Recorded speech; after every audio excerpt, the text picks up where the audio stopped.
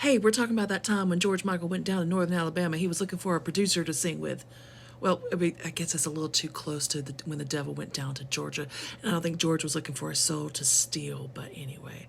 But it was the first recording of Careless Whisper. Stick around, we're going to talk about it. Hi, welcome to the Gen X Reference Desk. I know you're like, Gen X Reference Desk, did you just say George Michael was in northern Alabama? I did. I did. And as somebody who grew up in the South and whose parents had us go up and down every back road between the Appalachians and the Mississippi River, it's kind of like, yeah, I get the rural South. My grandmother's family has lived in northern Alabama for over 150 years. Like every time I wore my Wham shirt or my George Michael shirt, I mean, the comments that I got back then was insane. So much that I didn't wear my Wham or George Michael shirt a lot. To know that George Michael is in the rural South in the 1980s is like, really? Huh.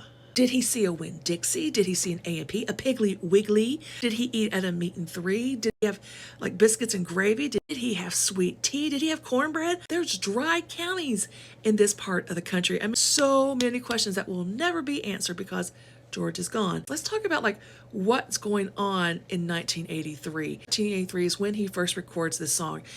Just weeks prior to that, George and Andrew were in Ibiza and they were filming Club Tropicana. If you watch previous video where I talked about Club Tropicana, George had had this life-changing event where he had been with a man and he realized like, I'm a gay man. He also turns 20 in 1983. Why is George even down there to begin with? Well, on paper, this should work because he is in Muscle Shoals, Alabama, and Muscle Shoals had this sound that had been going since the 60s and into the 70s and all the way up into the early 80s, which is when we find George in northern Alabama. Sound producer Jerry Wexler would go down to the area. He would work with local musicians who were white, predominantly white, who loved R&B and soul music. There's blues and hillbilly or country music all thrown into that, and you get this sound.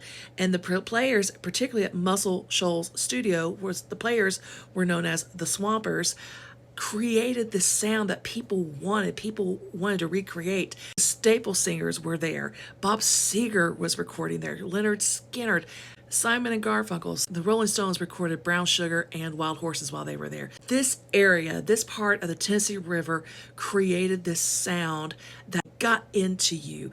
It had a realness to it, and that it totally makes sense on paper while George would go there to record with these musicians and with Jerry Wexler. Before we get any further, if you have not heard this first recording of Careless Whisper, go here and take a listen to it. Just search Jerry Wexler, Careless Whisper, and you'll find it. When George gets to Muscle Shoals in the summer of 1983, he's overwhelmed. He's with Jerry Wexler, which is one like, oh my God. I mean, he was like the man who worked with Aretha and got these amazing songs out of her. And then just to be in this area, it was too much for George. And he talks about how like he's like, you want me to create this now? Like, it was too much. He couldn't do it. After you've heard this record, I think you'll find that it's kind of like that recording is just kind of, it's basic, it's average. It sounded kind of like everything else of that country pop vibe that was going on in the early 1980s. And it wouldn't be a stretch that you could have heard Kenny Rogers sing that version of Careless Whisper. But George knew that song was a mega hit. He didn't like it. He was unhappy with how everything turned out. Andrew didn't like it.